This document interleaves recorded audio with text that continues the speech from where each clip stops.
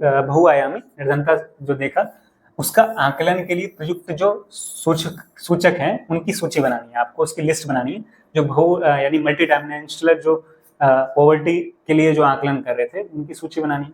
देखिए हमने बात की शिक्षा के लिए, स्वास्थ्य के लिए, और जो हमारी जो परिस्थिति हैं जीवन में उनसे संबंधित था। टोटल कितने होते हैं इसमें? 10 पॉइंट्स। 10 पॉइंट्स पे फोकस होता है। तो कौन कौन से पॉइंट्स हैं? बहुआयामी निर्धनता जो बहुआयामी गरीबी के सूचकांक के लिए जो है सूची बनानी है हमें। 3 मुख्य आयाम है जिसके। 3 मुख्य आयाम कौन से हैं? जैसे स्वास्थ्य, स्वास्थ्य में पोषण आ जाता है, कोई व्यक्ति कुपोषित है या परिवार में कोई अन्य सदस्य कुपोषित है तो ये आ गया।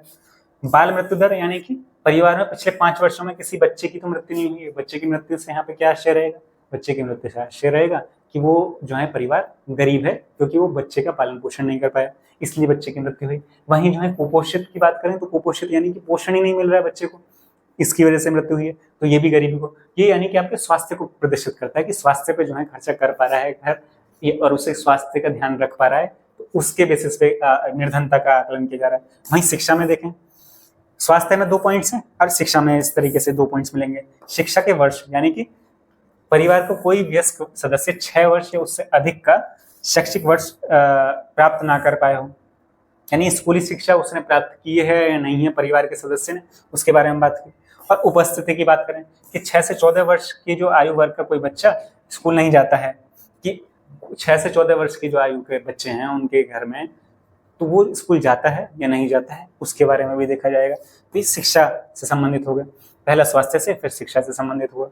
अब क्या हुआ आगे जो है 4 पॉइंट्स पहले हो चुके हैं, अब ये जो है आप देख रहे होंगे 1 2 3 4 5 6, तो 6 पॉइंट्स आपको यहाँ देखेंगे। टोटल कितने पॉइंट्स हैं? टोटल 10 पॉइंट्स हैं इसमें। तो अब जीवन स्तर यानी जीवन का स्तर से संबंधित हैं सारे। खाना पकाने के लिए ईंधन कौन सा प्रयोग किया जाता है जी?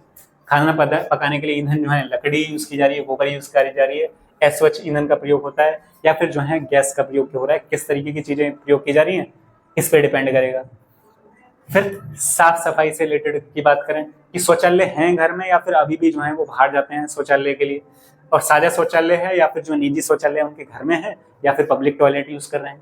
तो पीने के पानी से रिलेटेड बात करेंगे कि सुरक्षित पानी है, साफ पानी है, वो उसकी पहुंच है या नहीं, या फिर पानी के लिए 30 मिनट से अधिक समय लग सकता है, कि उन्हें जो है पानी दूर से भर के लेकर आना होता है क्या, ये हुआ।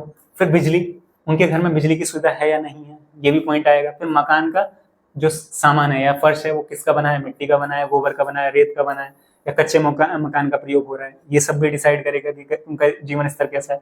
और फिर संपत्ति, ये परिवार के पास रेडियो है क्या, टीवी है क्या, टेलीफोन है क्या, साइकिल, मोटर बाइक, कार, इनमें से कोई संपत्ति है या नहीं है, तो ये डिसाइड करेगा कि क्या जो है उनका जीवन स्तर है। तो ये जीवन स्तर के 6 पॉइंट्स हैं। 4 पॉइंट्स आपने स्वास्थ्य और शिक्षा से संबंधित पढ़े, तो ये टोटल जो है कुल संकेतक 10 हैं।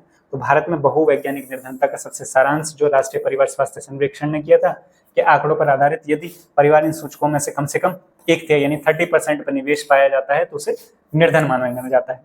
तो 1 तिहाई से अगर 33% पे है वो कोई परिवार तो उसे निर्धन माना जाएगा। अगर उससे ज्यादा अच्छा निवेश कर रहा है, उससे ज्यादा इन सब चीजों में जो है जितनी से ज्यादा चीजें पाई जाएंगी, जितनी ज्यादा चीजें इनमें से कम होंगी, यानी कि घर में बिजली की सुविधा होगी, स्वच्छ पानी होगा, शौचालय उनके पास होगा, ईंधन जो है अगर वो एलपीजी गैस का प्रयोग करें, या फिर इनके पास ये जो है इनमें से कुछ भी जो सामान हो, या फिर उनका जो फर्श है वो किस तरीके का है, ये सब चीजें देखने के बाद ये 10 जो आकलन के लिए जो है सूचक बनाए गए हैं, इनको देखने के पश्चात जो है ये मल्टी डायमेंशनल जो आकलन है ये पूरा होता है। तो आप समझ गए होंगे कि बहुआयामी निर्धनता आकलन के लिए जो है भारत में कितने जो है सूचक हैं, 10 सूचक हैं। वो 10 सूचक के बारे में आपके 2 जो है स्वास्थ्य से संबंधित, 2 शिक्षा से संबंधित और जीवन स्तर से संबंधित 6 हो गए। तो ये सभी जो है आपको याद रखने हैं। अब अगर आपको वीडियो पसंद आ रही है तो लाइक कीजिए, चैनल को सब्सक्राइब कीजिए, वीडियो को शेयर कीजिए, टेलीग्राम चैनल अगर आपने ज्वाइन नहीं किया है तो टेलीग्राम चैनल को ज्वाइन कीजिए। और आज के लिए इतना ही। Thank you guys, thanks for watching.